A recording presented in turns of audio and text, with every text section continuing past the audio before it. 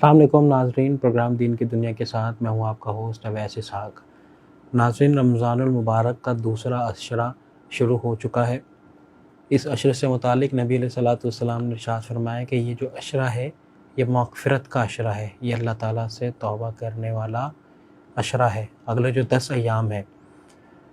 تو رمضان المبارک کے متعلق تو یہ چیز بہت مشہور ہے کہ خود نبی علیہ الصلوۃ والسلام نے ارشاد فرمایا کہ رمضان کی ہر رات میں اللہ تعالیٰ اتنے لوگوں کی مغفرت کے فیصلے فرماتے ہیں جتنے بنو کلب قبیلے کی بکریوں کے بال ہیں۔ ناظرین، اس زمانے میں جو قبیلہ بکریاں رکھتا تھا، سب سے زیادہ بکریاں رکھتا تھا کہ ایک مسلمان کے پاس سینکڑوں ہزاروں بکریاں ہوا کرتی تھی، وہ قبیلہ بنو کلب کا قبیلہ تھا، جس کے متعلق نبی علیہ الصلوۃ والسلام نے مغفرت کے فیصلے فرمائے ہیں۔ یقیناً لاکھوں لوگ جو ہیں رمضان کی ہر رات میں ان کی مغفرت کر دی جاتی ہے۔ چنانچہ یہ جاننا ضروری ہے کہ کس طریقے سے ہم بھی ان فیصلوں میں آ سکتے ہیں، مغفرت والے فیصلوں میں آ سکتے ہیں۔ یقیناً روزہ ہم میں سے تقریباً ہر ایک انسان، ہر مسلمان رکھ رہا ہے، نمازیں بھی پڑھ رہے ہیں، لیکن تیسرا اہم رکن جو دین اسلام کا وہ زکوٰۃ ہے، اور زیادہ تر 90% جو ہے وہ زکوٰۃ رمضان کے مبارک مہینے میں ہی دی جاتی ہے۔ اس پہ بات کریں گے کہ زکوٰۃ فرض ہے، کیوں فرض ہے، کیا حسب ہے، کیا نسب ہے، کیا اس کے معاملات ہیں، کیونکہ اوبویسلی یہ جو زکوٰۃ ہے یہ ایک ٹیکنیکل سمجھنے والا ایک معاملہ ہے۔ اس پہ بات کرنے کے لیے آج ہمارے ساتھ موجود ہیں ریسرچ اسلامک اسکالر عنایت الرحمان شمشی صاحب۔ السلام علیکم، خیریت سے؟ مزاج اچھے ہیں حضرت؟ زکوٰۃ کی بات آتی ہے تو عموماً لوگ جو ہے اس میں کنفیوز ہو جاتے ہیں کہ ہم پہ فرض ہے، ہم پہ فرض نہیں ہے۔ تو ہمارے ناظرین کو موٹا موٹا بتا دیں کہ کن لوگوں پہ زکوٰۃ فرض ہے اور کن پہ فرض نہیں ہے۔ بسم اللہ الرحمن الرحیم۔ جی، رمضان المبارک کا مقدس مہینہ شروع ہے۔ ایک عشرہ رحمت کا جو عشرہ ہے وہ گزر چکا ہے، اب دوسرا عشرہ جیسا کہ آپ نے بتایا مغفرت کا عشرہ ہے وہ جاری ہے۔ اور آپ نے یہ بھی جیسے کہ فرمایا کہ رمضان المبارک کے اندر زکوٰۃ کی ادائیگی کا ایک رواج ہے۔ یہ تو زکوٰۃ کا رمضان المبارک سے کوئی براہ راست کوئی لنک نہیں ہے، مطلب ایسا نہیں ہے کہ آپ کو زکوٰۃ جو ہے رمضان المبارک ہی میں ادا کرنی ہے۔ نہیں تو کیا وجہ ہے کہ لوگ ہمارے یہاں زکوٰۃ دیتے ہیں رمضان میں، حالانکہ ان پہ فرض جو ہے وہ شعبان میں ہو جاتی ہے، رجب میں ہو جاتی ہے؟ جی، اس کی وجہ تو ظاہر رمضان ہی ہے۔ رمضان اس لیے کہ رمضان کے اندر جیسا کہ آپ نے رمضان شریف کے فضائل میں بتایا بھی کہ اس میں عبادات اور نفلی ہوں چاہے مطلب فرض ہوں، جتنے بھی عبادات آپ ادا کرتے ہیں ان کی فضیلت اور ان کا ثواب جو ہے وہ کئی گنا بڑھ جاتا ہے۔ تو اس لیے پھر اوبیسلی جو ہے لوگ جو ہے وہ کوشش ثواب کی وجہ سے، جی ثواب کی وجہ سے، شرعی اعتبار سے ٹھیک ہے یہ؟ جی بالکل، اس میں کوئی وہ نہیں ہے، لیکن جیسا کہ آپ نے کہا کہ زکوٰۃ کا براہ راست تعلق تو جو ہے وہ اس کا نصاب سے متعلق ہے، اور اس کا نصاب یہ کہ وہ جس مہینے میں جس وقت بھی وہ نصاب پورا ہو جائے اسی وقت ادا کرنا چاہیے۔ لیکن اگر کوئی رمضان کا انتظار کرتا ہے تو میرے خیال میں کوئی حرج نہیں ہے، لیکن اس کو حساب بہرحال رکھنا چاہیے۔ مثلاً اگر کسی کو شعبان کے مہینے میں کسی کا مطلب وہ مال اس کے پاس آ گیا تو وہ اپنے پاس حساب رکھے تاکہ اگلا پورا سال گزرنے تک اس کو 12 مہینوں کا پورا حساب اس کے سامنے آ جائے، ٹھیک ہے، اور پھر اس کے بعد وہ جب چاہے اس کی زکوٰۃ ادا کرے۔ ٹھیک ہے۔ اب سوال حضرت یہ پیدا ہوتا ہے کہ زکوٰۃ کن پہ فرض ہے اور کن لوگوں پہ فرض نہیں ہے؟ یہ زکوٰۃ کے وہ سب سے موٹی بات اس میں یہ ہے کہ جس کے اوپر زکوٰۃ کا جو نصاب ہے وہ جس کا مال اس نصاب کو پہنچ جائے تو اس کے اوپر زکوٰۃ فرض ہے۔ اب نصاب کیا ہے اور اموال زکوٰۃ کیا ہے یہ جاننا ضروری ہے۔ اموال زکوٰۃ شریعت میں 4 چیزیں ہیں۔ نمبر 1 اس میں نقدی ہے، اور نمبر 2 اس میں سونا ہے، اور نمبر 3 چاندی ہے، اور نمبر 4 جو ہے وہ مال تجارت ہے۔ یہ 4 چیزیں ایسی ہیں کہ ان کے اوپر ان 4 چیزوں کے اوپر یہ 4 چیزیں اموال زکوٰۃ کہلاتی ہیں۔ اب اس میں یہ ہے کہ اس میں ضروری نہیں کہ چاروں چیزیں جو ہے وہ چاروں اموال ایک پہلے آپ اگر نصاب بتائیں نا تو اس کے بعد پھر ہم ان پہ بات تو کریں وہ گے۔ نصاب اصل میں تھوڑا سا ایک الگ ہے، اس لیے میں تھوڑی تفصیل سے بتانا چاہ رہا تھا۔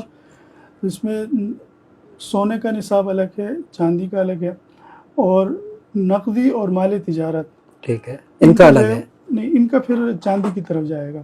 اچھا. جی، تو اس میں یہ ہے کہ اگر کسی کے پاس سونا اور چاندی، یہ چار چیزیں ایسی ہیں کہ بذات خود ان چار میں سے کوئی ایک مال بھی کسی کے پاس ہے اور ایک سال پورا گزر جائے اور اس کے دوران جو ہے وہ نصاب تک کسی کا مال پہنچ جائے تو اس کے اوپر زکوٰۃ فرض ہے.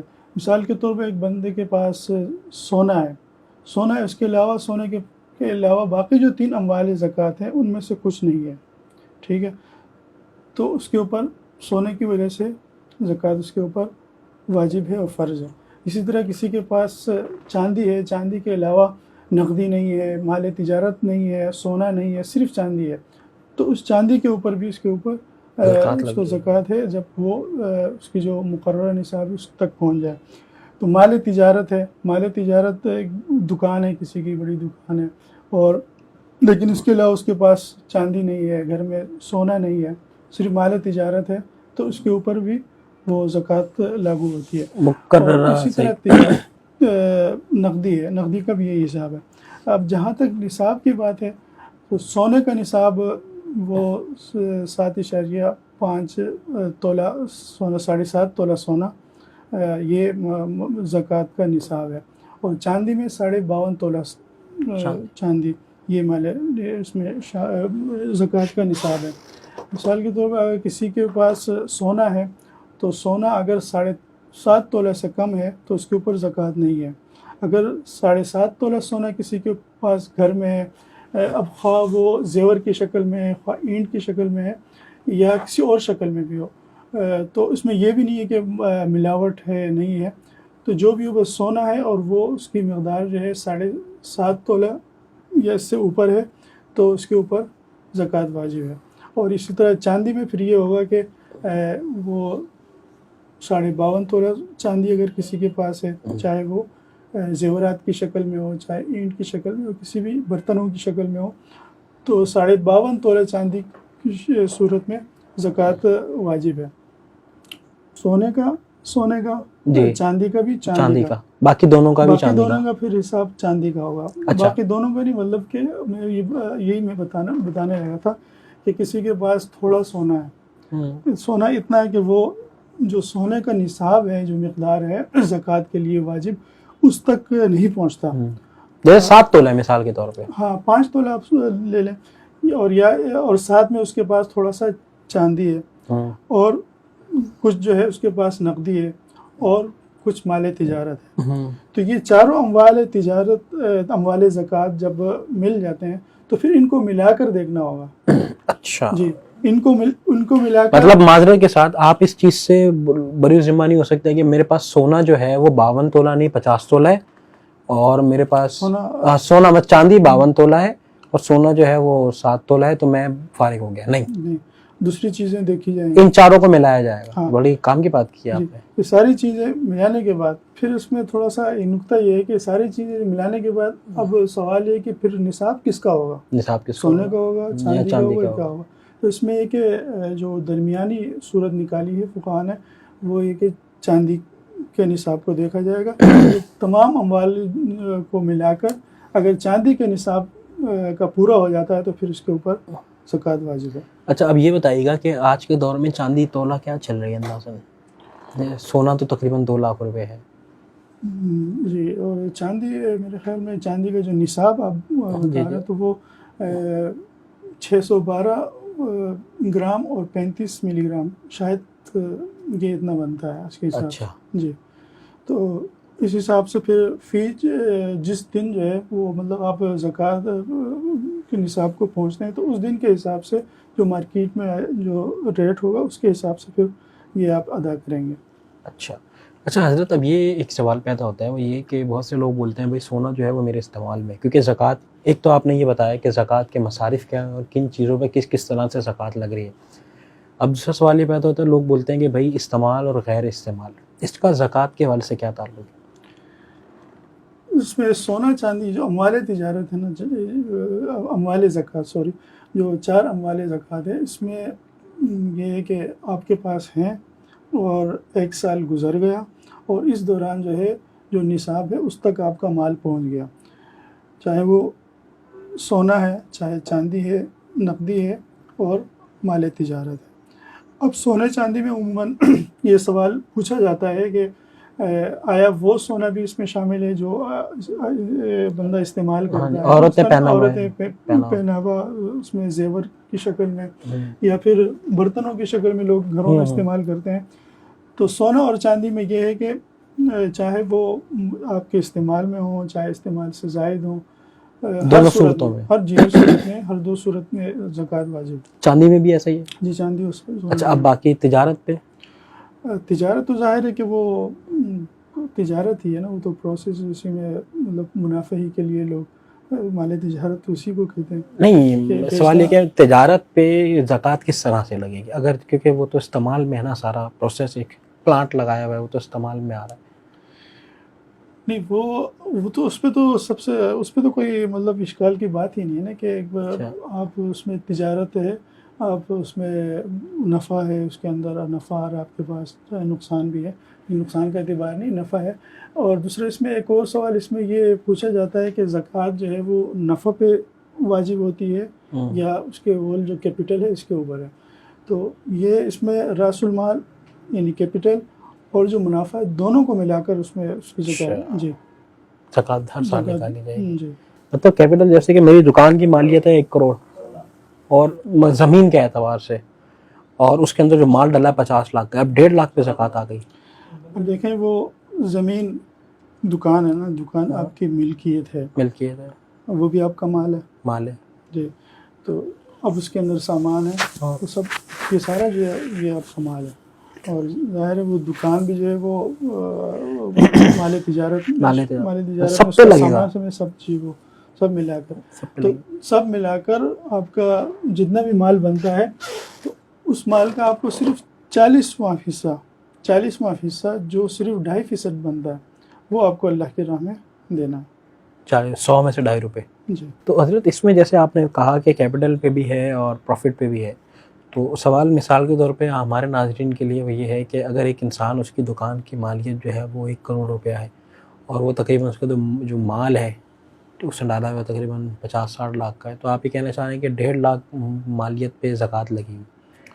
دونوں کیپٹل اور وہ ملا کے زکوٰۃ ملا لگا کر جتنا بھی بنتا ہے اس کا 40واں حصہ، مطلب ٹوٹل آپ اس کا وہ کریں گے، ٹوٹل کریں گے کتنا ہے، پھر اس میں 40واں جو حصہ ہے، 2.5% جو 2.5% بنتا ہے، وہ آپ جو ہے اللہ کی راہ میں دینا۔ بہت سے لوگوں نے پلاٹ لیے ہوئے ہوتے ہیں، ان کو چھوڑا ہوا ہوتا ہے، بہت سے لوگوں نے اپنے گھروں کو کرائے پہ دیا ہوا ہے، بہت سے لوگ سرمایہ کاری کر رہے ہیں، ان کی قیمتیں بڑھتی جا رہی ہیں پلاٹوں کی، اس حوالے سے شریعت کیا کہتی ہے؟ اس کی ہر چیز وہ اس میں ظاہر ہے مال تجارت میں جب آ گیا تو پھر اس کا پھر اخراجات، ملازمین کی تنخواہیں، یوٹیلیٹی بلز ہیں، یہ ساری چیزیں یہ کاؤنٹ ہو جاتی ہیں، اور آپ کو قرض ہوتے ہیں، آپ اگر کسی سے تجارتی بنیاد پہ کسی ایک پارٹی سے لے کے دوسری پارٹی کو دیتے ہیں، یہ ساری چیزیں، یہ سب نکال کے جو اخراجات آپ کو نکالنے ہوں گے، مطلب ادا کر کے، قرض بھی ادا کر کے، قرض ادا کرنے کے بعد جو منافع ہے اور جو مال ہے، اچھا،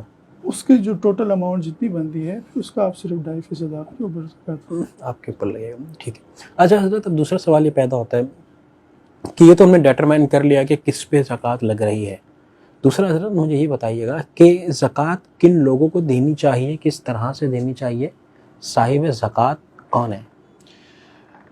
زکوٰۃ اسلام کے ان ارکان اور احکامات میں سے ہے جن کی تفصیل اللہ تعالیٰ نے قرآن مجید میں بڑی تفصیل کے ساتھ،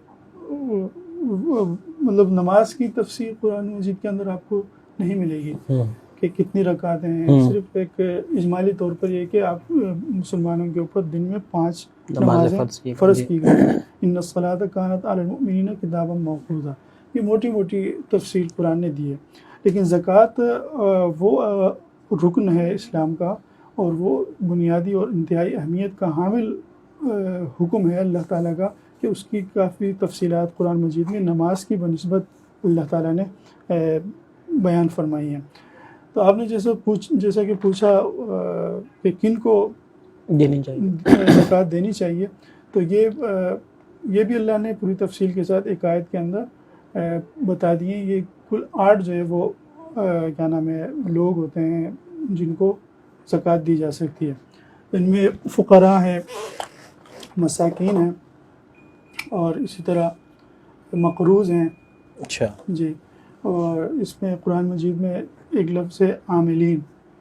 جو یہ وہ عہدیدار ہوتے تھے جو زکوٰۃ کی کلیکشن جن کے ذمہ ہوتی تھی, زکوٰۃ وصول کرنا اور پھر ان کی پوری تفصیل ان کے ساتھ رکھنا, حساب رکھنا.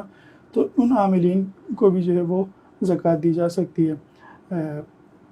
اسی طرح جو ہے مطلب قیدی ہیں, ضرورت مند کو دے سکتے ہیں, کن لوگوں کو نہیں دے سکتے؟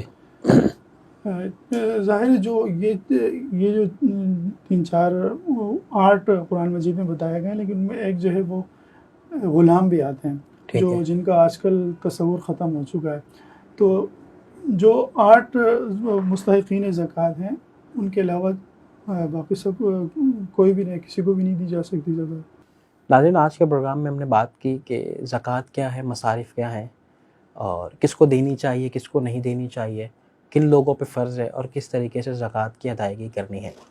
انشاءاللہ رمضان کے مہینے میں اس طرح کے اور بھی ٹاپکس پہ بات کریں گے. تب تک کے لیے اپنے میزبان اویسی صاحب کو دیجیے اجازت. انشاءاللہ آپ سے ملاقات ہوتی ہے بہت جلد. اللہ حافظ. تازہ ترین خبریں, تحقیقاتی رپورٹس اور اسٹاک مارکیٹ کے حالات, کھیلوں کی خبریں, شوبز اور سوشل میڈیا ٹرینڈز صرف ایک کلک کی دوری پر. MM نیوز کی اپلیکیشن ڈاؤن لوڈ کریں اور باخبر رہیں.